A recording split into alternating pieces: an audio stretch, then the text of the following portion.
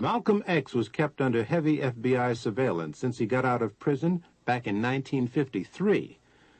As he rose to national prominence as the black Muslims' chief spokesman, he became aware that he was under close watch. Our desire, our prayer, that we can have a peaceful, intelligent rally here this afternoon. But at the same time, we see that they have surrounded us with many of their own agents in uniform and out of uniform. That surveillance escalated into the infiltration of the Nation of Islam. Personal frailties were played upon, jealousy arose, and Malcolm was ultimately ousted from that organization. This caused an intense climate of rivalry that set the stage for Malcolm's assassination in February of 1965.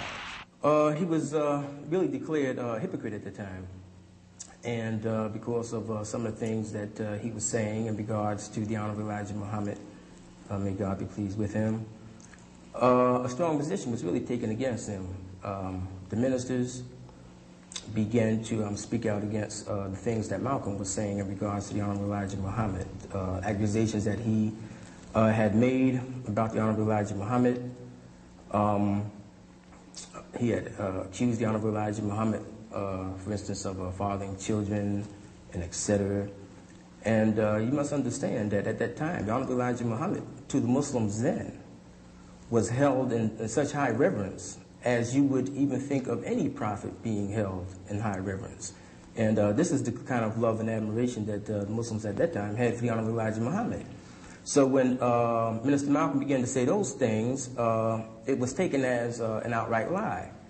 I would say that, take for instance, one time in the Muhammad Speaks at that time, the newspaper printed a big article concerning the chief hypocrite.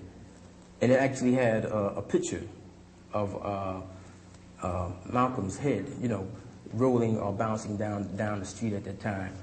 And, you know, the way that picture is depicted, you know, he has little horns on his head and things like this here. So indirectly, I would say that a very, very strong position was taken against him. Yes, he's immoral. You can't take 9 teenage women and seduce them and give them babies and not tell me and then tell me you're moral. You could do it if you admitted you did it and admitted that the babies were yours. I'd shake your hand and call you a man. A good one, too. But anytime you seduce teenage girls and make them be charged with adultery, make them hide your crime, why, you're not even a man, much less a divine man. So, and this is what he did. He took at least 9 that we know about. And I'm not speculating because he told this to me himself. Yes, that's why he wanted me dead, because he knew that as soon as I woke up, I'd tell it. Plan of action was basically what took place. Me and Leon, we took seats down in the front of the Autobahn. We came early. We would drift into the Autobahn. If indeed there was a search, then we could never enter. There was no search, so we drifted in just like we had hoped to. Leon Davis and myself took seats down front on the left-hand side. Benjamin and William, who carried the sort-of shotgun, sat right behind us, you know. And Wilbur sat somewhat in the back or almost in the middle. And our plan was, as soon as the brother came out to speak, that Wilbur would throw the smoke bomb to make a distraction, and that William would fire his shotgun, and that Leon and myself, we would fire our weapons, and then just break for the door. And without any further ado, I bring before you Minister Malcolm, and I pray that you and I will listen, hear, and understand. Thank you.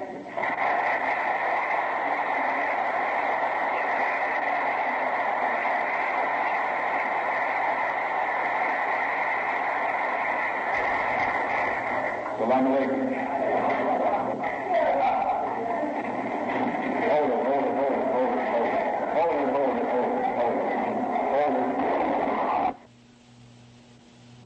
As in Dr. King's assassination, a police superior has trouble with the truth. He tells reporters that 2 suspects were arrested at the Audubon. Later, official police reports say that 1 was arrested. Also, listen closely as the police official carefully handles the question about police on the scene. We have 2 suspects in custody now. Where were they arrested? Who fired the shot? I wouldn't know that at this time. Where were they arrested, sir? One of these men was arrested on the street by one of our patrolmen close by. There were no police at this meeting, were there, Inspector?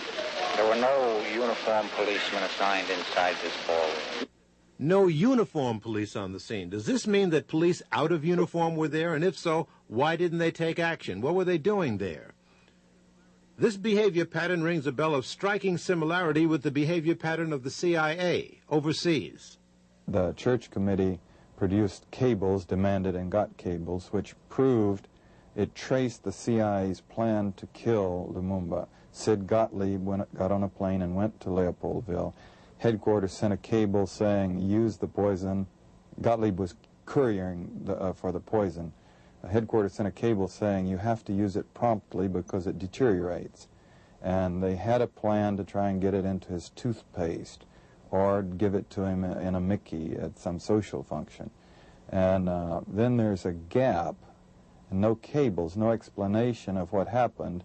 Then 5 weeks later, he's beaten to death on an airplane. And unfortunately, though, the airplane was in the control of people who had agency cryptonyms.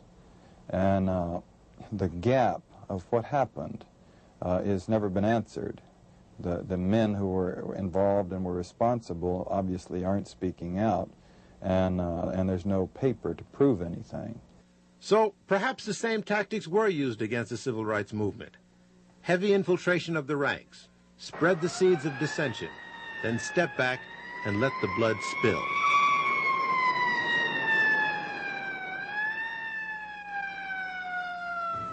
As I see it, Mr. Chairman, it is for this committee to be able to figure out how to persuade the people of this country that indeed it did go on. And how shall we ensure that it never happen again? But it will happen repeatedly unless we can bring ourselves to understand and accept that it did go on.